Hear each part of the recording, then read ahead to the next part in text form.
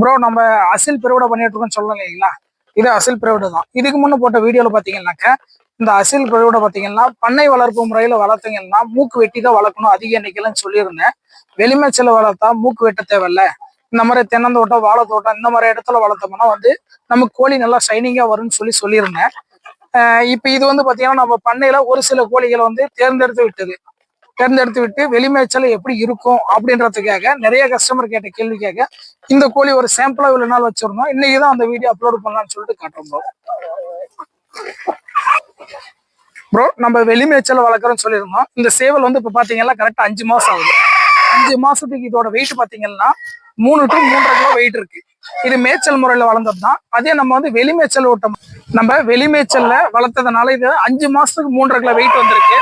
இதே நம்ம பண்ணை முறையில வளர்த்தோம்னாக்க அதிக எண்ணிக்கையில வளர்க்கும் போது மூக்கு வெட்டி வளர்க்கலாம். இல்ல கரெக்டா ஒரு சில இடங்கள் இந்த அளவு இடம் இருந்தா போதும் ஒரு கோழிக்கு 1.5 அடி இடைவெளி அப்படிங்கும் போதும் மூக்கு வெட்டாம வளர்க்கலாம். அந்த மாதிரி வளர்த்தீங்கன்னா இதோட வெயிட் 3 மாசத்துல இந்த வெயிட் நமக்கு வந்துடும்.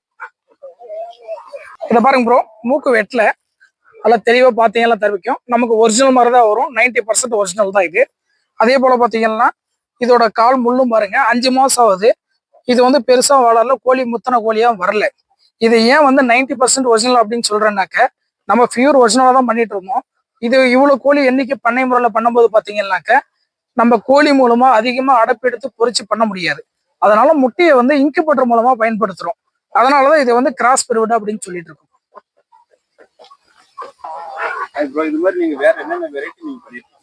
பிரதர் நம்ம இன்னும் வெரைட்டி அதிகமானு பாத்தீங்கன்னா சோனாலி பண்ணிட்டு இருக்கோம். சோனாலியில 2 வெரைட்டி இருக்கு. அது பாத்தீங்கன்னா ஃபயமிக் ஒன்று இருக்கு, ரோட் ஐலண்ட் ஒன்று இருக்கு. நம்ம இப்போ ரோட் ஐலண்ட் பாத்தீங்கன்னாக்க அது 3 கலர் வரும். Black, red, black and red 3 கலர்ல வரும். இது நம்ம ஒரிஜினல் சிறுவிட மாதிரியே இருக்கிறதுனால ஒரு சில ஏரியாக்கள் பாத்தீங்கன்னா ஒரிஜினல் சிறுவிட தான் வியாபாரம்னு சொல்றாங்க. அவங்க எல்லாம் பாத்தீங்கன்னா இந்த ரோட் ஐலண்ட் சோனாலி தான் எடுத்து பண்றாங்க. முட்டைன்னு பாத்தீங்கன்னா வருஷத்துக்கு 240 முட்டை இடும். 240 முட்டை இடுறதுனால கோழி அடைப்பெடுக்குதா இல்லையான்னு கேட்பாங்க. கோழி இதை கண்டிப்பா அடைப்பெடுக்காதுங்க. அதனாலதான் உங்களுக்கு வருஷத்துக்கு இவ்வளவு முட்டை கிடைக்குது.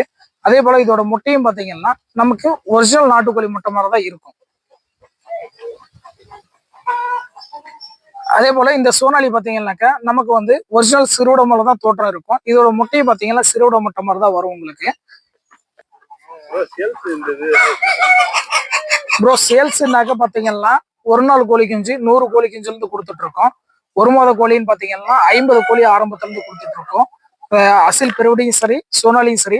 அதே போல சோனாலி பாத்தீங்கன்னா முட்டைக்காகன்னு கேட்கறவங்களுக்கு ஒரு நாள் கோழி குஞ்சு 90% பெட்டை கோழியாகவும் 10% சேவலாகவும் கொடுத்துட்டு இருக்கோம். அதே மாதிரி அசில் பெருவிட பாத்தீங்கன்னா 50% அதாவது சேவல் பட்டையும் கலந்து கொடுத்துட்டு இருக்கோம்.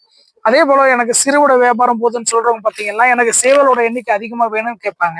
அவங்களுக்காக பாத்தீங்கன்னா ஒரு நாள் கோழி குஞ்சு பாதி சேவலாவும் பாதி பெட்டையாவும் கொடுத்துட்டு இருக்கோம். முட்டையா கேட்கறவங்களுக்கு பெட்டை கோழி குஞ்சு அதிகமாகவும் கொடுத்துட்டு இருக்கோம் ப்ரோ.